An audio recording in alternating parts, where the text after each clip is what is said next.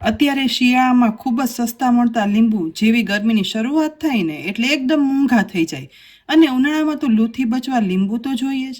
તો પછી લીંબુનો રસ સાચવવા કઈ રીતે? તો આજે ખૂબ જ નાના વિડીયોમાં ખૂબ જ ઉપયોગી લીંબુનો રસ પ્રિઝર્વેટિવ વગર આખા વર્ષ માટે સાચવવાની એકદમ સહેલી રીત લઈ આવી છું, જેથી આ રીત જોઈ ગમે તેટલા કિલો લીંબુ સાચવી શકાય અને ઉનાળામાં છૂટથી તેનો ઉપયોગ કરાય. તો અહીં મેં ટોટલ 2 કિલો લીંબુ લીધા છે. જે લીંબુ લાંબા સમય સાચવવા હોય ને ત્યારે હંમેશા લીંબુ પીળાશ પડતા લ્યો કે લીલાશ પડતા, પરંતુ આવી પતલી છાલના અને એકદમ રસાદાર હોય ને તેવા મોટા પસંદ કરવાના. લીંબુ લઈ તેને આ રીતે ચપ્પુ વડે 2 ટુકડા કરી લેવાના છે. લીંબુ છે ને તે ઉનાળામાં લૂથી બચાવનાર, શરીરમાં પાણીનું પ્રમાણ ઓછું ન કરનાર અને વિટામિન સી થી ભરપૂર હોય છે, જેથી ઉનાળામાં તમે તેનું શરબત પીવો ને તો શરીરમાં પાણી ઓછું થવા દેતું નથી. અહીં ધીમે ધીમે કરતા મેં બધા લીંબુના 2 ટુકડા કરી લીધા છે. લીંબુનો રસ સાચવવા માટે અહીં આપણે તેના બીજ અલગ કરવાની કોઈ જરૂર નથી. લીંબુનો ટુકડો લઈ બીજી તરફ એક મોટા બાઉલ ઉપર ગળણી રાખી દીધી છે. એક ટુકડાને આ રીતે રસ નીચોવાનું મશીન લઈ તેમાં રાખી દેવાનું અને પ્રેસ કરી લીંબુનો રસ છે ને તે કાઢી લેવાનો. રસ કાઢતી વખતે ગળણી રાખવાથી નીચે પડતા બીજ છે ને તે ડાયરેક્ટ લીંબુના રસમાં નહીં પડે.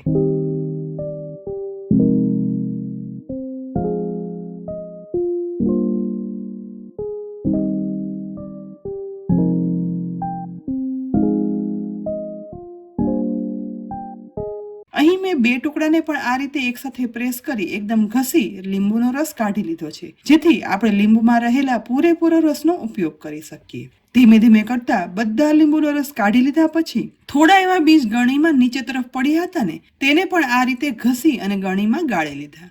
હવે અહીં 2 કિલો લીંબુનો રસ લગભગ 1 લીટર જેટલો તૈયાર થયો છે.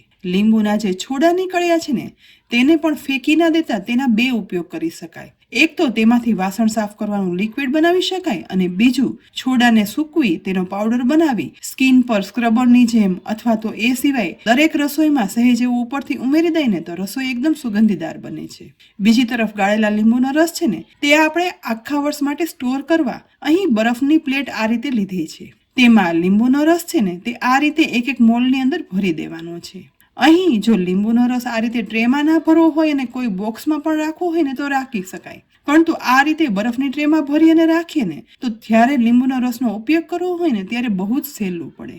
ધીમે ધીમે કરી મેં ટોટલ આટલા લીંબુનો રસ સેટ કરવા માટે 4 બરફની ટ્રેનો ઉપયોગ કર્યો છે. આ રસને સેટ કરવા માટે હવે ટ્રેને આપણે ફ્રીઝરમાં એક પછી એક ગોઠવી દેવાની છે, કારણ કે આ લેમન જ્યુસ આપણે સાચવવાનું છે. તો ફ્રીઝરમાં બધી ટ્રે ગોઠવાઈ જાય ને એટલે 5 કલાક માટે જમાવા રાખી દઈશું, જેથી તેના ક્યુબ બની અને તૈયાર થાય. આશરે 5 કલાક પછી લીંબુના રસની ટ્રે હવે આપણે ફ્રીઝરમાંથી બહાર કાઢી લઈએ. અહીં જોઈ શકાય છે કે ટ્રેમાં લીંબુના જ્યુસના ક્યુબ છે ને તે કેટલા સરસ એકદમ જામી ગયા છે.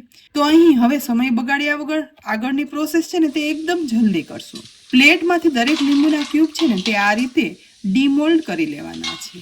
અહીં લીંબુના રસના ક્યુબ એક સરખા સરસ બન્યા છે. રસોઈમાં જ્યારે પણ લીંબુનો રસનો ક્યુબનો ઉપયોગ કરવો હોય ને ત્યારે ફક્ત આ લીંબુનો ક્યુબ વધારે કે ઓછા પ્રમાણમાં જોઈએ ને તે પ્રમાણે લઈ ડાયરેક્ટ રસોઈની અંદર ઉમેરી દેવાનું. પછી રસોઈમાં ઉમેરો કે લીંબુનું શરબત બનાવો, કોઈ પણ રીતે ઉપયોગ કરો.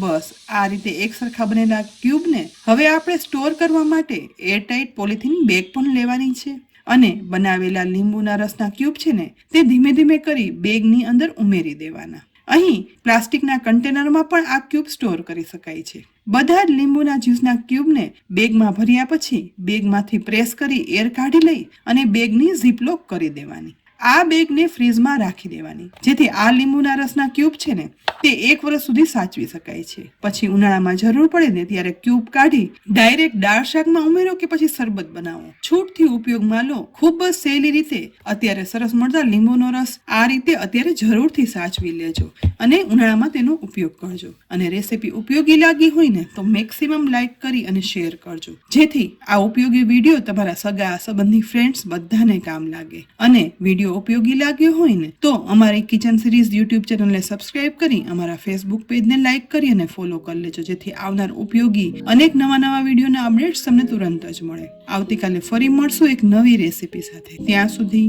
આવજો.